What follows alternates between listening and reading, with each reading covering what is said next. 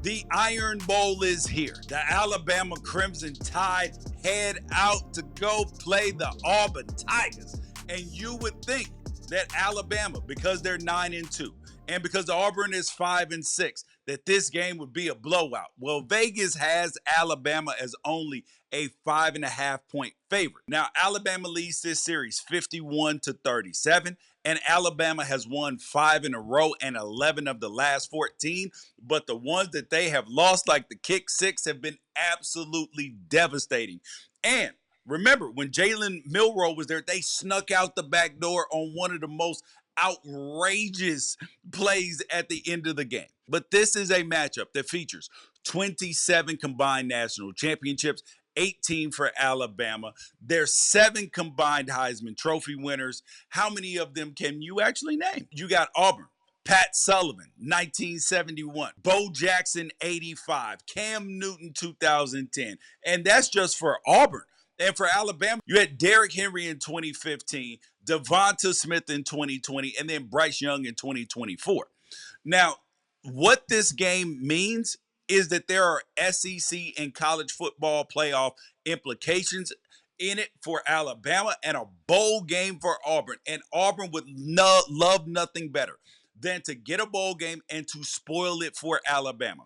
Now, if Alabama and Texas A&M and Ole Miss all win, then it's going to be Alabama and Texas A&M in the SEC Championship. If Alabama, Texas A&M, and Ole Miss all lose, then it's going to be Georgia taking on Texas A&M. Now, if Alabama loses, Texas A&M loses, and Ole Miss wins, then it'll be a matchup between the Bulldogs and the Rebels. Then the last scenario is if Alabama wins and Texas A&M loses, then it's going to be a rematch between Georgia and Alabama. Now, that's the SEC Championship scenarios. Now, how about if Auburn loses? They are going to have the first time going back-to-back seasons with no bowl since 1998-99. Now, let's look at the coaches in this matchup. We got Kalen DeBoer on one side versus an interim in DJ Durkin on the other.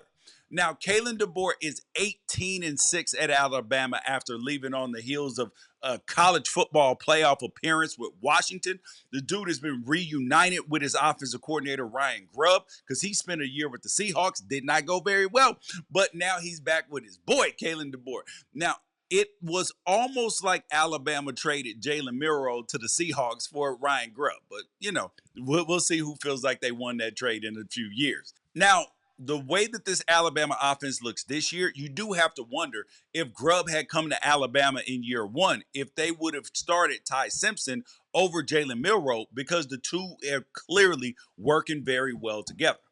Now, Kalen DeBoer, the dude had the best winning percentage against top 25 teams in NCAA history before losing to Oklahoma 2 weeks ago.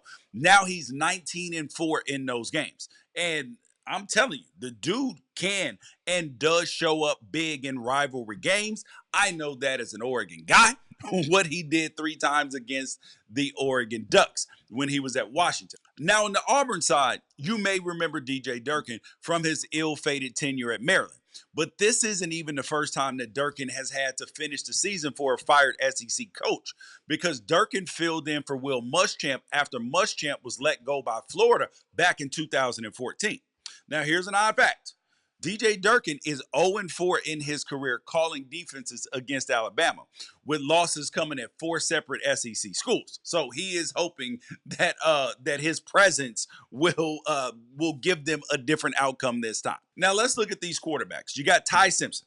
He leads the SEC in completions. There's Heisman buzz around him, but that's on life support after that Oklahoma loss. And honestly, it probably got put fully out of commission in what actually should have been a stat padding cupcake game against Eastern Illinois, but instead he threw 2 interceptions.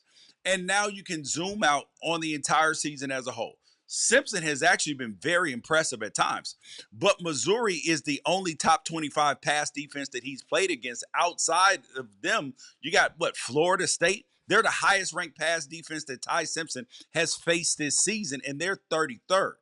Now on the Auburn side, you got to shake up at quarterback because it is not Jackson Arnold who started the season. It is not the other transfer, Ashton Daniels, who's going to be preserving his eligibility in his red shirt. It is Deuce Knight, the highly rated freshman, because he was originally committed to Notre Dame and he was the 56th overall prospect according to 247 before he flipped to Auburn. And then he got his first start last week against Mercer. The kid ran 9 times for 162 yards and not one, not two, not three, but 4 touchdowns. And he completed 15 of 20 passes for 239 yards and 2 touchdowns. Yes, the game was against Mercer, but Knight became the first Auburn quarterback to run for 4 scores since Heisman Trophy winner Cam Newton did it in 2010.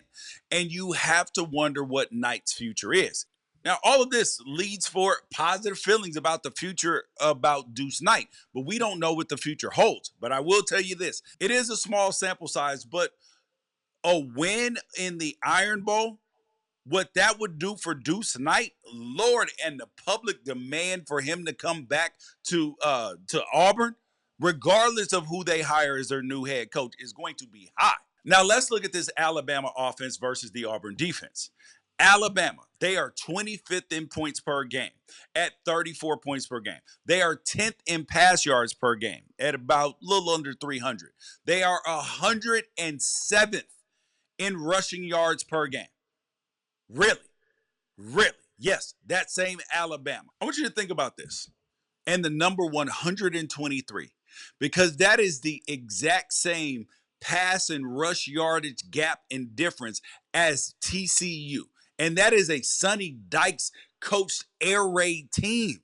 Alabama not running the football is a problem. And it is shocking, to be honest with you. Now, the Auburn defense, they are 26th in points per game allowed, only allowing 20 points a game. They are 100th in pass yards allowed at 240. And they are 11th in rush yards allowed in 92. And 38th in total yards allowed. So, Alabama can't run the ball. Auburn is great at stopping the run. So now Alabama even comes in the game one-dimensional already. So now Auburn can focus more on that pass defense. But it has been 3 games since Ryan Williams in this Alabama offense has had more than 3 catches. And guys like Shannon Sharp are out here criticizing an 18-year-old sophomore for not living up to the preseason hype. Now, I don't believe that that's fair because part of it is the system. And also, he didn't generate his own hype. The media did that. But Jeremy Bernard, their other wide receiver, number 5, he missed last week's game, but the Crimson Tide, their leading receiver, he should be ready for the Iron Bowl, as should their offensive lineman, Parker Brailsford. Now, this Auburn defense, they are led by playmaking, pass rushing linebacker Xavier Atkins. And this is a kid who came over from LSU and flipped the switch in mid-October. And he has 8.5 tackles for loss and 4.5 sacks in his last 4 SEC games. So highly impressive. But let's look at this Auburn offense versus Alabama's defense. Now, these numbers, they could flip because Auburn has changed quarterbacks because they're 70th in points per game with 27. They're 43rd in rushing yards per game at 179. They're 70th in total yards per game. And they're 106th in pass yards per game at under 200. Now, they're going up against the Alabama defense that is 10th in points per game allowed.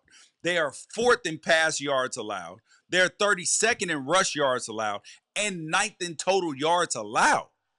That is 50 yards better than last year, which was still a top 10 defense. So you can see why Kane Womack is getting head coaching interest because his defense is performing. But the question is going to be, can we judge Auburn's offense of how Deuce Knight played against Mercer? Probably not. But can we expect Alabama to make some adjustments to a mobile quarterback considering the type of athlete that this kid is? And might we see Jackson Arnold get another crack at the team that he rushed for 130 yards against last year in a 24-3 Oklahoma win? So don't be surprised if DJ Durkin plays both quarterbacks and has them running around like Mike Vick in Madden 2004 just to keep this game close, because you got to do what you got to do. But on Alabama side, they got sophomore linebacker Yanze Pierre, because he looked like a future SEC Defensive Player of the Year against Tennessee and LSU, where he combined for 5 sacks and 5 tackles for loss in those 2 games. But he only has 1 sack of the season outside of that. Now, the question is, which Pierre shows up in the Iron Bowl? Then we got to talk about Bray Hubbard, because he took some heat, and deservingly so, for his effort against Florida State. But the Alabama safety has recovered nicely this year, and he had an interception in last year's Iron Bowl. And if he can do that again, this time he's got to do it on the road. He will be a legend in Tuscaloosa. Now let's talk about the X factors in this game. For Alabama, it's Ryan Williams. He's got to show up in this game, whether it is scheme or whether it is improving his play. Because it is one thing when people on the outside are criticizing your young star, but if he has a down game and Alabama loses, that means they're going to miss the college football playoff because of the loss. And then the calls are going to start from coming from inside the house. Now, on the Auburn side for their X factor, Auburn just needs to be loose. Because if they don't win this game, this is the last time that half this team and damn near all of the coaching staff is going to be doing anything together. Because you have literally nothing to lose. War Eagle. And then there are some incredible memories that you're going to have if you win this game, on top of a bowl appearance and bragging rights to gain. So this matters. Now my prediction. Alabama is a 5.5-point favorite on the road. I believe that Deuce Knight has an unbelievable game, and he makes some plays when it matters the most and shows that he is the future of Alabama football. And Auburn, plus 5.5, and the money line. This feels like a win to me, and I absolutely love it. I picked Alabama to miss the college football playoff this year.